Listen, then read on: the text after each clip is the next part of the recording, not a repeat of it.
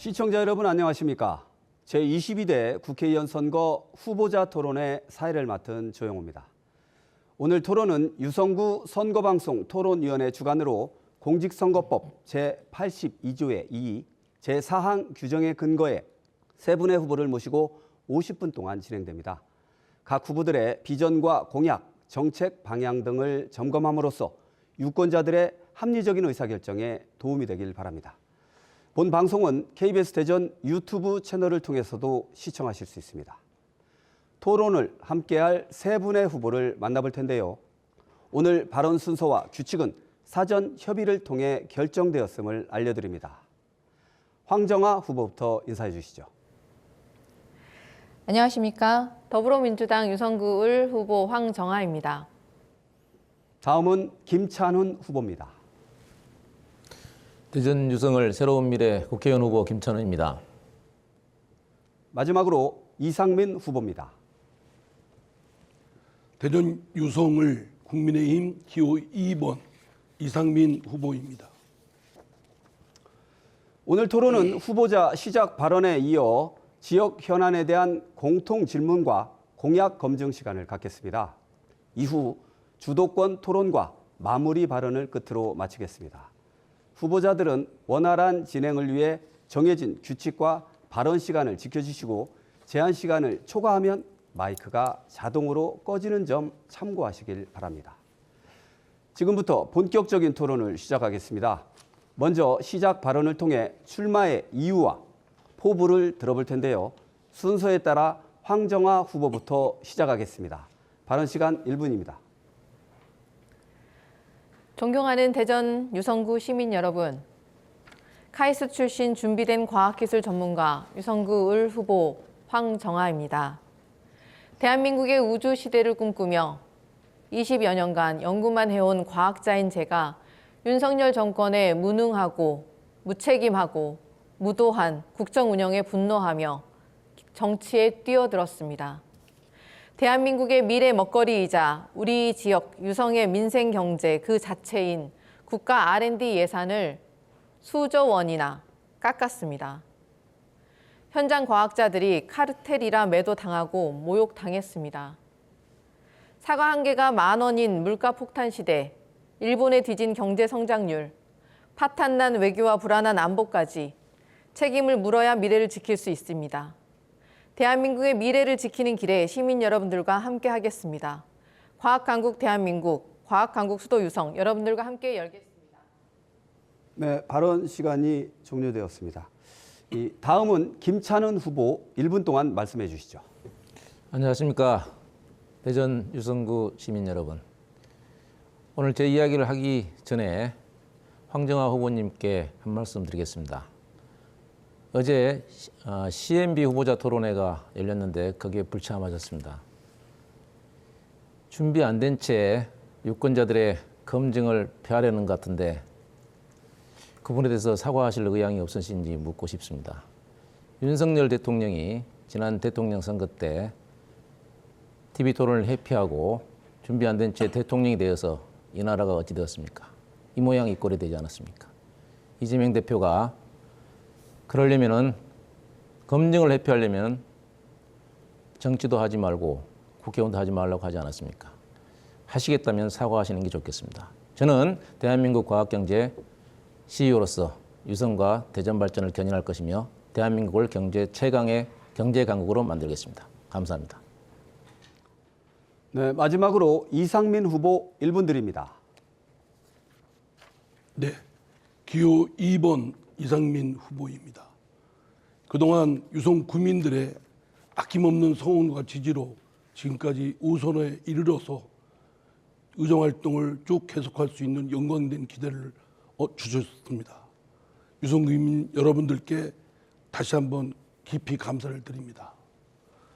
유성에는 많은 발전을 위해서 또 유성 구민을 위해서 해야 할 일들이 많이 있습니다. 대덕 연구단지가 제2의 도약을 해야 되고 자운대가 재창조를 해야 되고 또 9개 산단이 조속적으로 조속 투진되어야 하기 때문입니다. 여기에는 힘이 있는 여당 중진 의원이 필요합니다.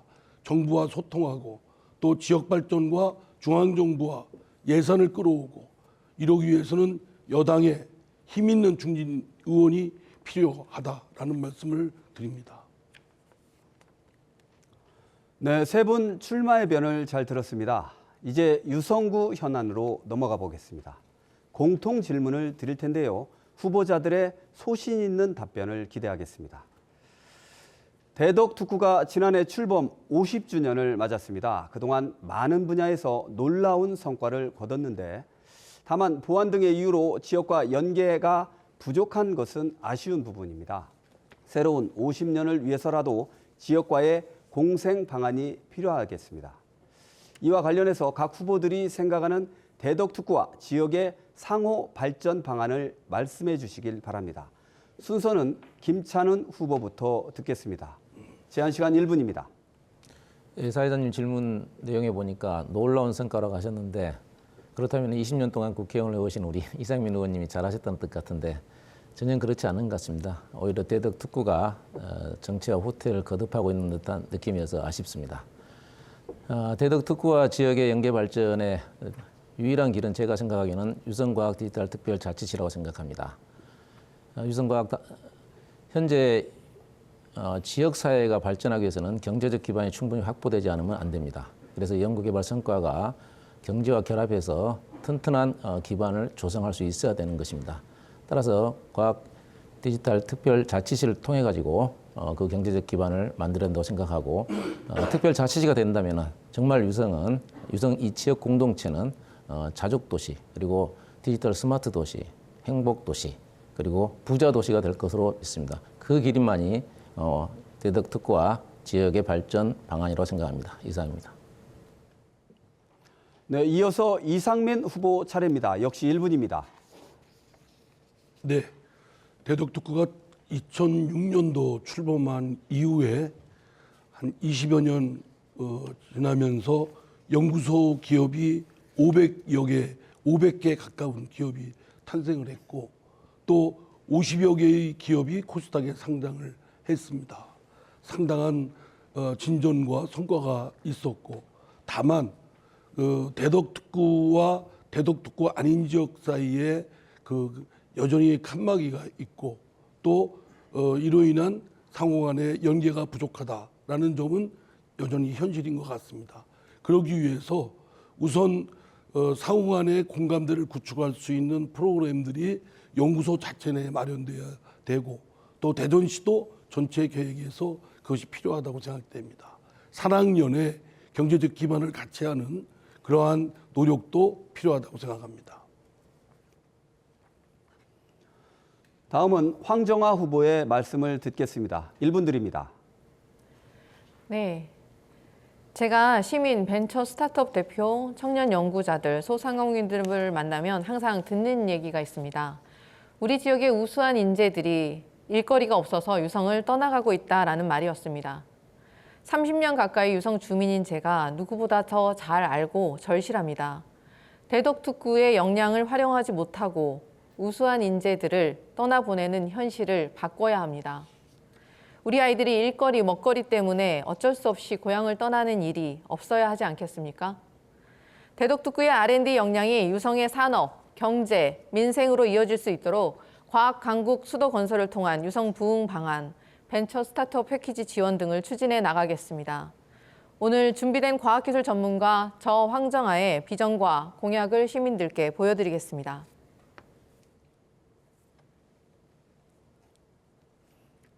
네, 이어서 각 후보의 대표 공약을 살펴볼 수 있는 공약 검증 토론을 진행하겠습니다. 각 후보의 경쟁력을 점검할 수 있는 귀중한 시간이 될 것 같습니다. 발표 시간은 1분 30초입니다. 발표가 끝나면 후보 간 질의응답 시간을 갖겠습니다. 이상민 후보부터 공약 발표해 주시죠. 네, 우선 작년에 과학기술 R&D 예산이 상당히 삭감되는 바람에 연구 현장에 상당한 혼란과 타격이 있는 게 현실입니다. 이것은 1차적으로 이런 안을 짠 정부에게 책임이 있습니다. 그러나 최종적으로 이 일을 국회에서 합의 처리한 여야가 공의 책임이 있다. 상대방에게 떠넘기는 그러한 행태는 그만둬야 된다라는 말씀을 드리고요. 이에 대한 수습은 내년도 예산에 원칙적으로 계속된 사업이나 신규로 하기로 한 사업은 복원시키기 것을 공약을 걸었습니다. 그리고 이를 위해서 여당의 중진 힘 있는 의원이 정치인이 필요하다라는 말씀을 드리고요. 두 번째로는 그동안 오랫동안 묵어 있는 숙제인 정년을 연장하는 것은 IMF 때 시대의 약속을 지키는 것뿐만 아니라 또 지금 인력 불수급 상황을 극복하기 위해서도 필요합니다. 연금이 사학연금에 준할 정도로 그 확충이 돼야 되겠습니다. 그리고 트램 2호선이 예정되어 있습니다만 교통의 사각지대인 전민동, 신성동, 구죽동, 관평동에 지선을 연결하거나 시간이 다소 소요되면 굴절버스를 대형으로 투입토록 하겠습니다. 네, 이제 황정화 후보가 궁금한 점을 질문하고 이상민 후보가 답변하시면 됩니다. 질문은 30초, 답변은 1분 가능합니다. 황정화 후보 시작하시죠. 네. R&D 예산 5% 약속했었는데 2023년도 국가 R&D 예산 비중이 이미 4.9%인 것은 알고 계십니까? 5% 정률을 고집하면 향후 사실상 삭감하는 꼴이 될 것입니다. 윤석열 정부 국정과제에서 어떻게 약속했습니까? R&D 예산 5% 수준 유지하겠다고 했었는데 집권 2년도 되지 않아서 국정과제를 파기했습니다. 누가 신뢰할 수가 있겠습니까? 먼저 사과부터 하는 것이 도의 아닙니까? 네, 1분 답변하실 수 있습니다. 네, 말씀드렸지만은 작년도 그 예산 삭감을 한 거는 1차적으로 그렇게 안을 짠 정부에게 책임이 있습니다. 그러나 최종적으로는 이를 합의 처리한 여야, 국민의힘과 또 민주당이 같이 책임을 져야 됩니다. 그거에 대해서 민주당도 책임에서 자유로울 수 없다고 생각되고요. 지금은 그 수습책으로 어쨌든 내년도의 예산에 이를 전부 봉헌할 것이다라고 하는 점에 힘을 합쳐야 된다고 생각되고, 만약에 이제 이번 총선에 급한 부분이 있다고 한다면 제가 연구 현장을 수집해서 당장 급한 액수가 대략 1,087억 원이라고 하는데, 이거는 5, 6월에 있을 추경에서 여야가 합의해서 처리했으면 좋겠다는 생각입니다. 네, 다음은 김찬훈 후보가 질문할 차례입니다. 질문은 30초, 역시 답변 1분입니다. 이성민 후보님, 어제도 말씀하셨고 오늘도 R&D 삭감에 대해서 자꾸 정부가 한 것이고 여야가 합의해서 했기 때문에 크게 문제가 없다고 하시는 건데, 다른 지역구 의원님들은 괜찮은데 어떻게 유성을 지역구 의원이신데 그런 말씀하시는 것은 너무나 변명이 심하신 거 아닙니까? 그리고 어떤 공약을 하시더라도 이거 보시면 아시겠지만 공약 이행률이 13%입니다. 그리고 상임위 활동도 의정 활동도 거의 안 하신 것 같은데 이걸 어떻게 실현하려고 하십니까? 예, 제가 이 삭감된 것이 여야 또 정부가 같이 책임이 있으니까 아무런 책임이 없다 이렇게 말한 적 없습니다. 책임이 다 같이 있고 저도 그때 민주당 소속 의원으로서 이를 막지 못한 책임이 크다. 특히 당시 169석에 가까운 거대 야당이었던 민주당이 어떤 법도 통과시킬 수 있었던 그런 사정 속에서 이를 여야 합의해서 처리를 했다. 특히 이재명 대표가 역점을 두고 있는 지역화폐 예산은 그렇게 그냥 혈안이 돼서 확보를 몇천억을 해놓고 나서 이 과학기술 예산에 대해서는 도외시한 것입니다. 그 점에 대해서 지적한 것이고요. 당시 이에 대해서 민주당 소속이었던 저는 책임의식을 크게 느낍니다. 그러기 위해서라도 내년도 예산에 다시 그 전부를 복원시키겠다고 말씀을 드리는 겁니다. 네, 이번엔 황정화 후보의 공약 발표 듣겠습니다. 시간은 1분 30초 드립니다.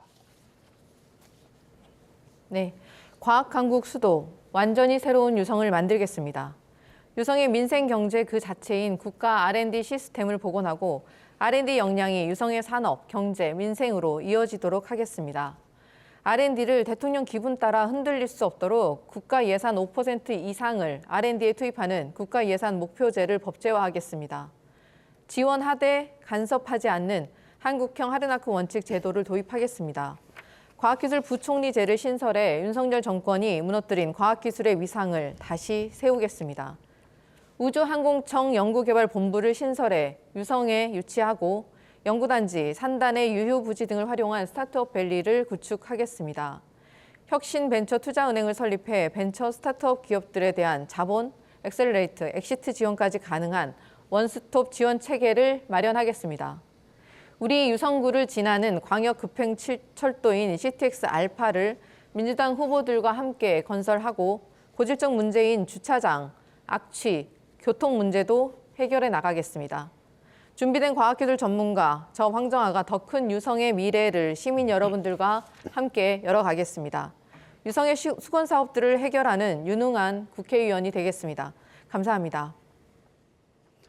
네, 다음 김찬원 후보가 30초 질문하고 황정아 후보가 1분 답변하시면 됩니다. 김찬원 후보 시작하시죠. 예, 황 후보님 아까 또 말씀하셨듯이 국가 R&D 예산을 5% 이상으로 법제화하시겠다고 했는데 5.1%인지 7%인지 10%인지 뭐 어떤 건지 정확한 이제 의미를 알 수가 없기 때문에 그 근거를 좀 이야기해 주셨으면 좋겠고요. 그다음에 두 번째는 지금 말씀하신 국가 예산 목표제나 이제 과학강국 실현을 위한 법제화를 말씀하셨는데 혹시 준비된 전문가이시니까 그 법제화 프로세스, 입법 프로세스를 좀 아시면 좀 말씀해 주시겠습니까? 먼저 제가 발표한 공약은 5% 이상입니다. 23년도 예산 기준 비중이 이미 4.9%였습니다. 향후 물가 상승률을 감안해서 이 정도 수준 최소 5% 이상을 예산이 확보되어야 대한민국의 미래를 지킬 수 있다라고 생각을 했습니다. 왜 딱 5%이냐? 그러면 4.9%, 올해 이미 4.9%였기 때문에 R&D 예산의 지속 가능성을 확보하기 위해서 최소한 5% 이상의 R&D 예산이 투자되어야 한다는 것이 제 지론이자 현장 과학자들의 의견입니다. 여러분들 현장 전문가들의 의견을 받아서 지금 현재 다양한 의견들을 청취하고 있는 중입니다.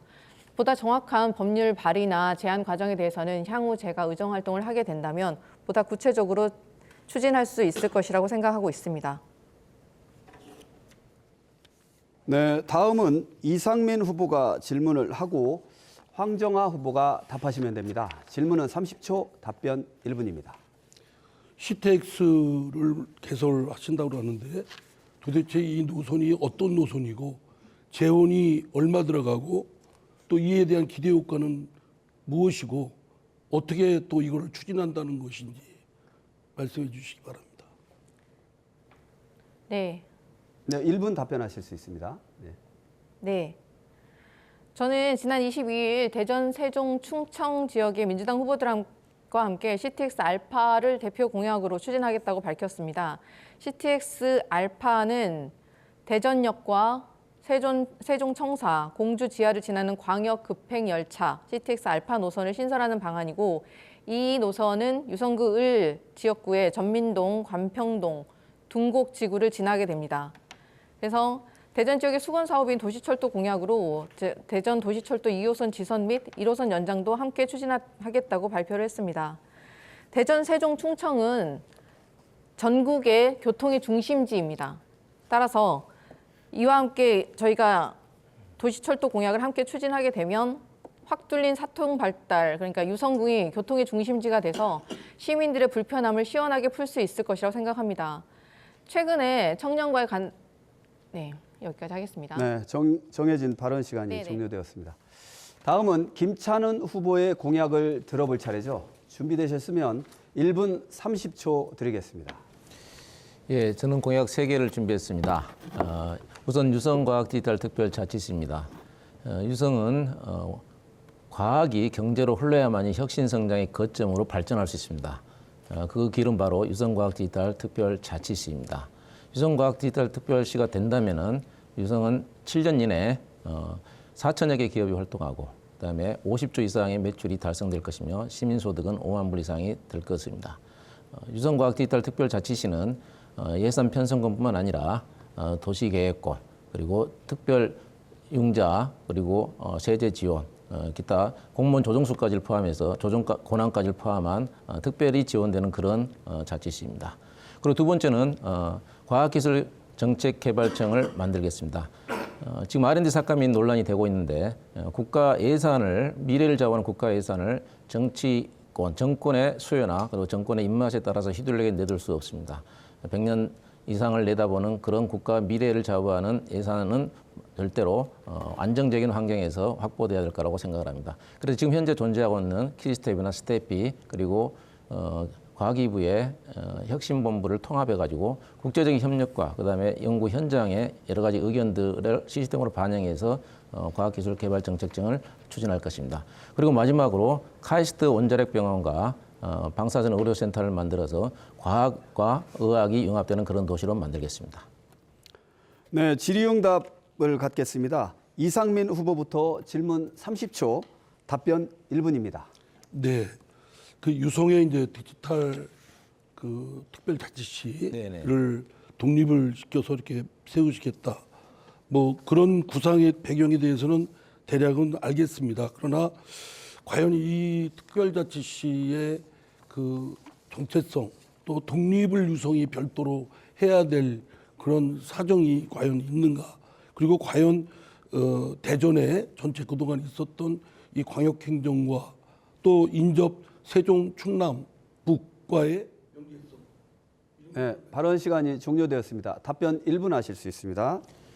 예, 어제도 잠깐 말씀드렸지만 유성특별시는 다른 지역 연계가 연계를 어렵게 만드는 게 아니라 유성특별시가 발전하고 그 경제적 기반이나 성장이 거점이 된다면 다른 지역과 연계도 더 강화될 수 있을 거라고 생각합니다. 광역시도 이야기를 했는데 광역 메가시티 같은 경우도 결국은 행정적인 부분으로 연결되는 것이지 교통인프라와 함께 유성이 자치시로 인해 가지고 혁신적인 성장이 이루어지고 매출과 기업들이 늘어나고 일자리가 늘어남으로 인해 가지고 그걸 방해받는 것은 아니라고 생각합니다. 마치 몽골이 세계를 제패했을 때 그 기동력을 갖고 세계를 제패한 후에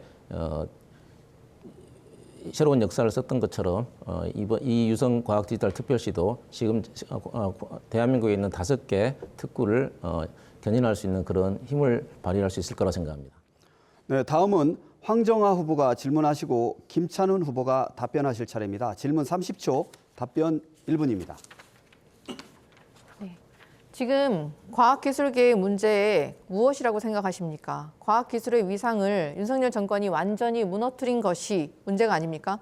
과학정책개발청은 오히려 현재 장관급인 과학기술 컨트롤 타워를 청장급으로 격하시키는 것과 같습니다. 과학기술 부총리제를 통해서 위상을 높여야 하는 것이 오히려 맞지 않겠습니까? 예, 과학기술정보통신부를 없애는 게 아니라 아까 말씀드렸듯이 과학기술 정책원 그다음에 과학기술 기획평가원 그리고 과학기부의 혁신본부를 통합해가지고 새로운 정책개발청을 만든다는 것입니다. 정책개발청을 만드는 이유는 말씀드렸듯이 과학기부의 혁신본부가 사실 R&D 예산 삭감의 주범이었습니다. 정권의 입맛에 따라서 그거를 통과시켜줄 수 있는 근거를 마련해 주는 그런 정도의 정부기관이 R&D 예산 그리고 우리 과학기술인의 또는 그리고 우리 과학기술의 미래를 좌우하게 해둬서는 안 됩니다. 그래서 좀 더 독립적이고 국제적인 연대를 통해서 안정적인 연구 환경을 확보할 수 있는 그런 청이 필요해서 우리는 과학기술 정책개발청을 만들자고 하는 것입니다. 절대로 과기부를 없애자는 건 아닙니다. 네, 다음은 유성구을 선거구의 일꾼을 뽑기 위한 토론을 진행하고 있는데 이번엔 주도권 토론입니다. 주도권을 가진 후보가 6분 동안 자유롭게 토론을 이끌어갈 수 있습니다. 원활한 진행을 위해 질문은 1분 이내, 답변 시간은 30초 이상 보장해 주시길 바랍니다. 지켜지지 않을 경우 진행자가 개입할 수도 있음을 알려드립니다. 다양성을 존중하는 정책 토론이 되길 바라면서 황정아 후보에게 주도권 드리겠습니다. 6분입니다. 네, 이상민 국민의힘 후보님, 지속적으로 R&D 예산 삭감에 대해서 여야 공의 책임이 있다고 말씀하고 계십니다. 대통령 말 한마디에 아무런 근거도 없이 유성의 민생 경제 그 자체인 R&D 예산이 4.6조 원이나 삭감되자 결국 남 탓을 하고 있는 것으로 보입니다. 국민들이, 유성 시민들이 참 황당하게 느낄 것 같습니다. 제가 R&D 예산 삭감 당시 그 현장에 있었던 과학자입니다. 민주당이 과학자들과 함께 R&D 예산 복원을 추진할 때 귀를 꾹 닫고 오만하게 R&D 예산을 삭감했던 게 윤석열 정권이었습니다. 윤석열 대통령이 카이스트 졸업식에서 R&D 예산 증액하겠다고 말할 때 앞에서 R&D 예산 복원을 외치던 학생이 입이 틀어막히고 사지가 들려서 쫓겨나갔습니다. 국정이 대통령의 장난감이 되고 대통령 기분 따라 모든 것이 결정이 됩니다. 이게 바로 윤석열 정권의 본심이자 국민을 바라보는 태도입니다. 이상민 국민의힘 후보님, 카이스트 졸업식에서 우리 학생이 입틀막 당해서 사지가 들려 쫓겨나갈 때 그 자리에 있지 않으셨습니까? 왜 제지하지 않으셨습니까? 답변 30초 가능합니다. 네, 제가 카이스트 졸업식장에 있었습니다만 그렇게 경호원들이 그 졸업생을 끌고 가는 거를 제가 먼 거리에서 어떻게 제지를 하겠습니까? 그건 그냥 우스갯소리로 하신 거라고 생각되고요. 또 하나는 삭감은 책임이 없다는 게 아닙니다. 저도 당시 민주당 소속 의원이었고 거대 야당 속의 의원이었지만 속수무책으로 무력하게 막지 못한 그 책임 저 자신도 있습니다. 그렇기 때문에 1차적으로 정부 그리고 여당이 책임이 있지만 그러나 이에 대해서 협조하고 공조한 민주당 책임도 자유롭지 못하다라는 얘기고요. 이 책임에 대해서 민주당이 책임이 있으니까 정부 여당 책임은 아무것도 아니다 이런 뜻이 아닙니다. 매우 엄중하고요. 다만 내년도 이를 수습하는 것이 더 중요한 이만큼 내년도 예산에 이를 전부 복원하는 데 힘을 모아야 되겠다 이런 말씀 드립니다. 네네. 20년간 국회의원직 수행하시면서 누구보다 예산 심의 과정에 대해서 많이 알고 계시리라고 생각을 합니다. 당시 헌법에 따라서 국회는 정부의 동의 없이 예산을 증액시킬 수는 없지 않습니까? 민주당과 현장 과학자들, 청년 연구자들이 제발 R&D 예산 복원해야 한다고 외칠 때 윤석열 정부 어떻게 했습니까? 전액 복원 받을 수 없다며 거부해서 복원이 이루어지지 못했지 않습니까? 그리고 지난해 현장 과학자들이 제발 R&D 예산 복원해달라고 할 때 카르텔이라고 매도하고 증액은커녕 입틀막, 귓국닷 하지 않았습니까? 2024년도 예산이 집행된 지 이제 4개월도 채 되지 않았습니다. 대통령이 말한 카르텔과 나눠먹기식 R&D 벌써 해결된 겁니까? 왜 갑자기 전액 복원을 할 수가 있습니까? 사실상 아무 근거 없이 대통령 말 한마디에 R&D 삭감했다는 자기 고백이 아닙니까? 대통령조차 얼만큼 증액하겠다는 것인지 구체적으로 숫자를 밝히지 못하고 있습니다. 이건 어떻게 생각하십니까? 여러 사례들을 다 지금 엮어서 말씀하시는 거는 경강부회다라고 생각되고요. 대통령도 불법 카르텔 표현을 그렇게 한 것은 아주 지나친 표현이다. 저는 그렇게 생각을 합니다. 대통령도 이제 추후에 이 R&D 예산 삭감을 한 것이 문제가 크다라는 것을 인식하고 당시 이를 주도했던 과기부의 차관 3명 모두를 책임을 물어 교체를 했습니다. 그리고 대신에 그 공문법상에 그동안 출연연구소들의 몇십 년 동안의 수건 과제였던 공문법상의 공공기관체를 대통령의 지시로 이를 제외시켰고요. 그리고 내년도 예산에 반영토록 하기 위해서 정부 내부에서는 지금 열심히 노력하고 있다라는 말씀을 드립니다. 알겠습니다. 힘 있는 여당 의원이시라지만 이상민 후보님이 쓴 소리를 국민의힘이나 대통령이 별로 힘있게 받아들이는 것 같지 않습니다. 오히려 김건희 여사 특검 문제, 양평고속도로 문제, 이종섭 전 국방부 장관 문제에 대해서는 후보님께서 대통령이 가진 권력에 따라가는 모습을 보이는 것 같다고 국민들이 보시고 계십니다. 사정기관들이 권력의 이름이 나오면 순한 양이 되고 야당은 제대로 된 증거도 없이 물어뜯기만 하고 있습니다. 후보님, 특히 힘있게 일을 잘한다는 말이 성립되려면 일단 일을 하는 사람이 국회의원이 되어야 된다고 생각합니다.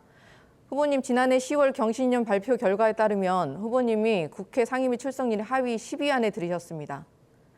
법안 대표 발의 건수는 33건, 통과 건수 9건에 불과합니다. 후보님, 제21대 총선 후보자 토론회에서도 출석률과 법안 발의 건수가 미흡하다는 지적 이미 받으신 바 있지 않습니까? 제가 당내에 이재명 대표의 부조리 또 수천억의 천문학적 비리 의혹에 싸우는데 골몰하다 보니까 사실 의정활동에 다소 그런 소홀한 점이 있었던 것은 책임을 인정하고 죄송하게 생각합니다. 다만 민주당의 지금의 모습은 말씀드린 대로 돈봉투가 왔다 갔다 하는, 그리고 20명 가까이가 수사를 받고 있는 정당입니다. 당대표조차도 지금 수천억 또 여러 건의 수사에 알겠습니다. 의해서 수사와 재판을 받고 있는 그런 비리 의혹 정당입니다. 네네. 그거에 대해서 거기서로부터 공천받은 거에 대해서 부끄럽게 생각하셔야 되지 아닙니다. 않습니까? 과학한국 수도 완전히 새로운 유성을 만들기 위해서는 일을 하는 국회의원이 필요합니다. 준비된 과학기술 전문가인 저 황정아가 유성의 미래를 책임지는 일하는 국회의원, 일 잘하는 국회의원이 되겠습니다. 네, 시간이 다 됐습니다. 이번엔 김찬훈 후보가 주도권을 갖고 상호 토론을 진행하겠습니다. 시작하시죠. 6분입니다. 예, 대덕특구 유성에서 과학과 경제가 결합되어서 글로벌 혁신 성장을 이끌기 위해서는 특허가 아주 중요합니다. 예, 대덕특구에도 국내 특허만 해도 8만 개, 그다음에 해외 특허만 해도 3만 4천 개가 있습니다. 굉장한 겁니다. 실제로 디지털 대전환 시대에 특허 없는 디지털 제품이 없고 무형자산 등의 무형자산은 기업과 국가의 경쟁력을 좌우하고 국가의 안보까지도 위협할 수 있습니다. 지금 우리나라 GDP가 2,000조 정도 약 되지만 애플의 자산 가치는 3,300조입니다. 하지만 애플의 자산 중에 대부분의 90% 이상이 무형자산입니다. 자, 그러면은 전체적인 흐름을 봤을 때, 세계적인 흐름을 봤을 때 미국의 S&P 500대 기업은 약 90% 이상이 무형자산입니다. 그리고 일본 니케이 225도 32%입니다. 그러면은 대한민국은 얼마 정도 될까요? 대한민국 코스피 150대 기업은 얼마 정도 될까요? 우선 세계 특허 허브국가 추진위원회 공동대표인 이상민 의원께 묻겠습니다. 어느 정도 될까요? 예, 다시 질문을 제가 좀 못 들으셨군요. 들었습니다. 예. 특허 등 무형자산이 우리 코스피 150대 기업에 차지하는 비율이 어느 정도 될까요? 그건 수치는 제가 잘 정확히 모르겠습니다. 모르겠습니다. 우리 특허를 많이 출원하신 황정아 후보님은 어떻게 생각하십니까? 그 부분에 대해서는 정확히 알지 못해서 추후에 확인을 해보고 답변 드릴 수 있겠습니다. 예, 그러면은 어쨌든 일단 두 분은 모두 다 과학기술과 특허가 굉장히 중요하다는 건 아실 겁니다. 그리고 특허 없이 경제가 성장할 수 없는 디지털 사회라는 걸 아실 것 같은데, 그러면 우리나라 코스피는 현재 13%입니다. 그리고 삼성도 32%밖에 안 됩니다. 다행히 디지털 기업을 선도하고 있는, 디지털 시대를 선도하고 있는 우리 카카오 같은 경우는 90%에 육박하고 있습니다. 그러면 이 무형자산을 높이지 않고서는 디지털 사회에서 경쟁에서 살아남기 힘듭니다. 그리고 심지어 반도체 같은 경우도 기술 안보까지 위협당하는 그런 상황입니다. 그러면 이쪽과 관련된 이제 대책, 이렇게 중요성을 알았다면 대책이 있을 것인지 있을 거라고 생각하는데, 어떻게 이상민 후보님도 다시 한번 그 대책이 생각나는 게 있으시면 말씀해 주시겠습니까? 그래서 질문의 요지를 정확하게 좀 제가 파악을 못했습니다. 그러죠. 예, 질문이 핵심적으로 뭘 말씀하시는 건지. 예, 디지털 시대에 무형자산이 국가의 경쟁력을 좌우할 건데 그 무형자산 비율이 우리나라는 13%밖에 안 된다는 뜻입니다. 그러면 그걸 높이기 위한 방안들이 있을 것인지 생각나시는 게 있으냐고요? 지금 아마 이제 우리 대덕 연구단지에 있는 추진연구소들은 추론이 그동안 경영평가의 한 기준이었고 또 여러 노력들을 해서 상당히 많이 특허 추론 수가 급증하고 있는 걸로 알고 있습니다. 그러나 이제 말씀하신 대로 그 특허 등 그 지적재산권에 얼마나 그 품질 좋은 그런 지적재산권을 보유하고 있느냐에 따라서 패권이 결정된다고 추론과 합니다. 등록의 문제가 아니라 기업들의 무형자산을 높일 수 있는 그런 방안에 대해서 여쭤본 겁니다. 국가 전체에. 기업들한테 특허 추론에 대해서 좀 저조한 걸 물어봤더니 특허 추론을 하면은 그런 여러 가지 방식이나 이런 노하우가 노출되기 때문에 오히려 영업 비밀로서 보유를 하고 있다 이렇게 하고 있다고요. 잘 알겠습니다. 그리고 황정아 후보님은 생각하신 게 있으십니까? 특허 출원과 그 관계된 것도 중요하겠지만 제가 중요하게 생각하는 것은 과학기술자들의 처우 개선 문제입니다. 그래서 제가 들고 나왔던 지원하되 간섭하지 않는다는 한국형 하르나크 원칙을 명문화하는 것이 중요하고 현장의 과학자들에게 과학기술자로서의 긍지를 갖게 하는 것이 제일 중요하다고 생각합니다. 황 후보님 죄송하지만 그거는 저는 다른 답변인 것 같아서 제가 좀 말씀드리겠습니다. 네, 알겠습니다. 예.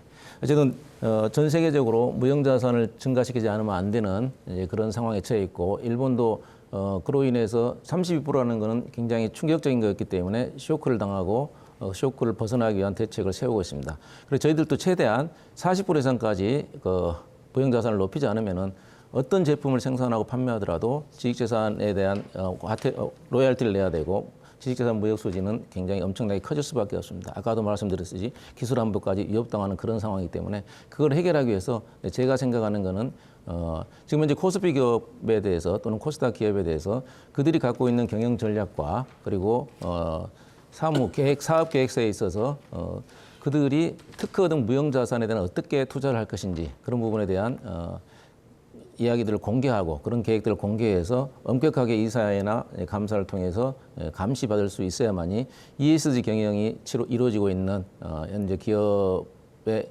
상황을 봤을 때 무형자산이 증대될 거라고 이제 보고 있습니다. 후보께 질문 부탁드리겠습니다. 예. 자, 그러면 이 부분은 그리고 그치고 아까 황정아 후보님께 다시 한번 말씀드리겠습니다. 5% 이상을 말씀하신 것들이 22년도가 4.9%인 것 같고 거의 4점 후반대 지난해 빼놓고는 올해 빼놓고는 후반대 유치하기 때문에 그 정도는 돼야 된다는 이제 이런 뭐랄까 감각적인 그런 수치인 것 같아서 계속 의문이 듭니다. 실제로 연구 개발비를 책정하는 데 있어서 정말 그게 중장기적으로 꼭 국가에 필요한 것인지를 생각한다면은 그거는 뭐 4.9% 또는 5%, 10%도 될 수 있는 것입니다. 실제로 지금 답변 시간 보장해 주시기 바랍니다. 그러면 이제 내용적인 어떤 안정적인 연구 환경 확보가 되게 중요할 거라고 생각하는데 그 점은 어떻게 생각하십니까? 네, 최근 4년간 총 지출 대비 R&D 예산이 계속 4.9, 4.9, 4.9, 24년 4%였습니다. 따라서 최소한 5% 이상을 확보해야 R&D 예산이 투자되어야 한다는 것이 저의 지론이자 저의 현장의 연구자들 의견입니다. 네, 발언 시간이 종료됐습니다. 이제 이상민 후보에게 주도권이 주어집니다. 6분입니다. 네. 황정아 후보께 질문하겠습니다. 아까 CTX 재원이 얼마 들어가는 것으로 추정하느냐 말씀드렸는데 답을 안 했습니다. 네.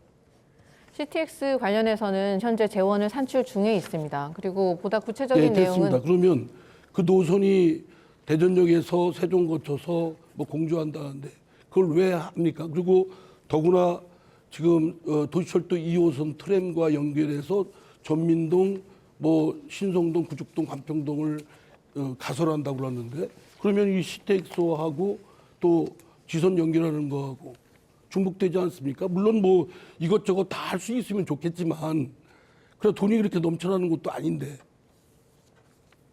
제가 볼 땐 졸속 공약이 아닌가 싶습니다. 대전, 세종, 충청은 대한민국 균형 발전의 중심지입니다. 하지만 윤석열 정권이 김포시를 서울시에 편입시킨다고 하면서 서울공화국을 만들겠다고 했었는데 지역 균형 발전의 의지조차 보이지 않았었습니다. CTX도 만약에 민자로 추진한다고 하면 교통비가 천정부지로 오를 가능성도 배제할 수는 없습니다. 지역 균형 발전은 사실 국가의 책무여야 됩니다. 그래서 국가 주도 교통 인프라 구축을 통해서 유성을 충청권 메가시티의 중심지로 발돋움시키고 과학 강국의 수도이자 균형 발전의 상징지로 만들겠다는 목표를 말씀드린 것입니다. 그리고 재원 관련해서는 후보님들께서 내세운 공약들도 굉장히 큰 재원을 확보해야 되는 사업들이 많은 것으로 알고 있습니다. 재원이 없다고 해도 추진해야만 하는 공약은 추진해야 되지 않겠습니까? 그 국가 정책의 그 순위는 그 우선순위가 있는 것이죠. 하나 더 질의를 하겠습니다.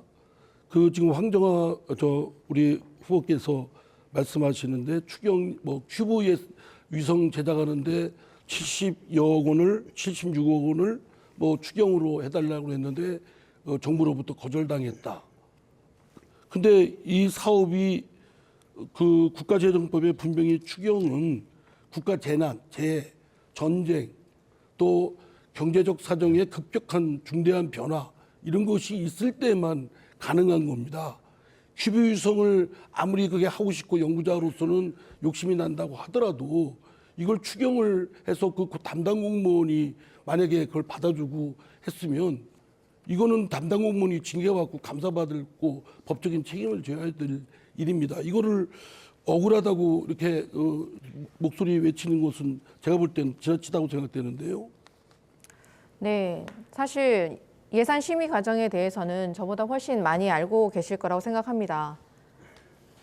그리고 만약에 긴급하게 예산을 편성하려고 했었으면 상임위원회, 과방위에서 먼저 토의를 하고 예결위에서 회의를 하는 절차를 따르는 것으로 알고 있습니다. 그러나 그런 절차를 전혀 따를 의지를 과기정통부에서 보여주지 않았다는 것이 현장의 과학자들의 의견입니다.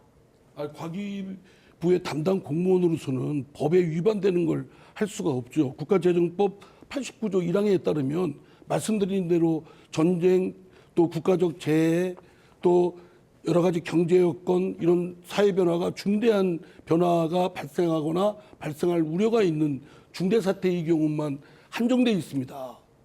근데 이거를 국회 심의의결에서 확정된 본 예산을 바꾸는 추가 경정 예산 절차에 있어서 법적으로 딱 정해져 있는데 담당 공무원은 못 해주지요. 제가 담당 공무원이어도 이건 못 해줄 겁니다. 저는 이 부분은 더 이상 자꾸 과학자이시라고 하는데 그러면 과학적인 근거이시 해야 그게 설득력 있지 않나 싶습니다. 추경이 만약에 국가 예산, 국가 재난에 준하는 사태에서만 가능하다고 하신다면 올해 하반기에 출연연들을 위해서 1,800여 억을 지금 추경하시겠다고 하셨는데 그건 가능한 겁니까? 질문은 제가 하는 겁니다. 네네. 예. 그리고 그 연구 산업 아시죠? 연구 산업. 무슨 말씀이신지요? 연구 산업이라고 못 들어봤습니까? 무엇을 말씀하시는지 정확하게 말씀해 주시면 좋겠습니다. 연구 산업이라는 것이 네. 그 고유 명사입니다. 말하자면 연구와 관련된 여러 가지 공구를 제작한다든가 테스트 베드를 하는데 여러 가지 기기를 만든다든가 네네. 이런 하드웨어적인 측면도 있고 예. 연구 과제의 기획이라든가 를 발굴하고 이후에 그 연구비를 쓰는 회계 처리 절차라든가 특허 법원 법률을 출원할 때의 법률 문제라든가 나중에 그런 분담 문제 이런 분담 문제 이런 것들입니다. 그 연구 산업이 우리 국내에 대략 시장이 얼마인 줄 아십니까? 그 숫자에 대해서는 제가 정확하게 알지 못하기 때문에 나중에 추후 확인해 보고 말씀드릴 수 있을 것 같습니다. 예, 한 네. 20조 원 되는데요. 네네. 지금 우리 대덕연구단지가 연구와 관련된 곳이 집적돼 있는 곳이고 20여 개의 연구소 국책 연구소뿐만 아니라 그 민간 연구소도 수백 개가 이를 정도로 아주 큰 연구단지이기 때문에 여기서 생성되는 말하자면 소프트웨어적인 연구 기획부터 뭐 나중에 사후 처리까지 또 제안서도 작성한다든가 그리고 공구를 제작하고 테스트베드에 관련된 자재를 만든다든가 뭐 이런 것들을 할 수 있는 최적지라고 생각됩니다. 이런 것들에 대해서 연구 산업을 발흥시키겠다 이런 고민해 본 적 없습니까? 제가 이미 만들고 있는 기 발표한 공약들에서 저희 스타트업 밸리 그리고 혁신 벤처 은행 관련된 공약에서 이미 저희 연구 대덕특구 네, 정해진 발언 시간이 마무리됐습니다. 어느덧 마무리 발언만 남겨두고 있습니다. 후보들의 진심이 잘 전달되길 바라면서 각 1분씩 드리겠습니다. 순서에 따라 먼저 김찬훈 후보부터 말씀해 주시죠. 1분입니다. 여러분, 그동안 국회의원이 마음에 드셨습니까? 마음에 안 드셨죠? 눈만 뜨면 싸우고 협치가 없는 양당 정치 실물이 났을 것입니다. 그래도 양당 후보 찍겠습니까? 이제 바꿔야 됩니다. 제3의 선택이 필요합니다.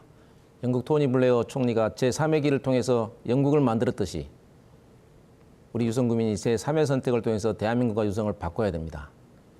저 김찬우는 민주화운동권 출신의 17년 기업인으로 그리고 국제정치 전문가로 실력과 소신을 갖추고 있습니다. 남다르게 정치를 할 수 있습니다. 이제 좀 부탁드리겠습니다. 꼴찌 후보인 김찬훈과 함께 기적을 만들어 주십시오. 제3의 선택을 통해서 김찬훈을 뽑아 주십시오. 감사합니다. 네, 이제 이상민 후보 마무리 발언 시간입니다. 1분입니다. 예. 우리 유성에는 많은 과제들이 있습니다.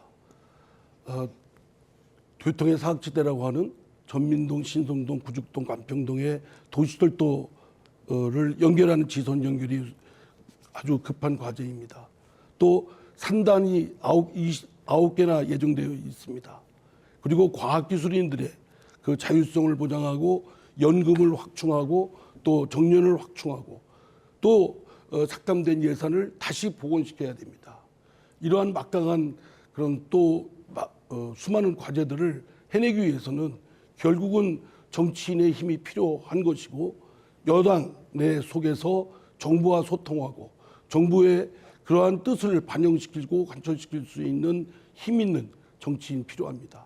저 이상민이 육선이 되면 그런 정치인이 될 수 있습니다.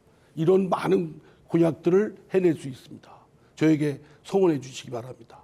감사합니다. 다음 황정화 후보의 마무리 발언 듣겠습니다. 1분입니다.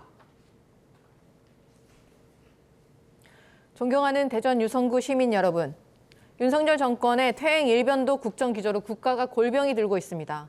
심판하지 않으면 바뀌지 않습니다. 더 이상 되돌릴 수 없기 전에 막아야 합니다. 저 황정화가 여러분들의 힘 있는 국회의원이 되겠습니다. 과학기술 현장 전문가의 역량으로 윤석열 정권의 퇴행을 막아내겠습니다. 대한민국과 유성의 미래를 망친 윤석열 정권의 책임을 물어주십시오. 한 표가 더 필요합니다. 한 표가 없으면 윤석열 정권을 심판할 수 없습니다. 여러분들이 심판하셔야 바뀝니다. 선진국 대한민국의 자부심을 지켜주십시오. 대한민국의 미래를 지켜주십시오. 과학 강국, 수도 유성의 길을 함께 걸어주십시오. 우리 아이들에게 부끄럽지 않은 나라를 물려줍시다. 우리 아이들이 우주에 별을 쏘아 올리는 꿈을 꿀 수 있는 나라, 저 황정화가 여러분들과 함께 만들겠습니다. 감사합니다. 네, 후보들 모두 남은 선거 기간 정정당당한 경쟁으로 유종의 미를 거두시길 바라겠습니다. 유성구 선거방송 토론위원회가 주관한 제22대 국회의원 선거 후보자 토론회 여기서 마치겠습니다. 이 토론회는 중앙선거방송 토론위원회 홈페이지와 유튜브를 통해 다시 보실 수 있습니다. 열띤 토론을 해주신 세 분 후보와 함께해 주신 시청자 여러분 고맙습니다.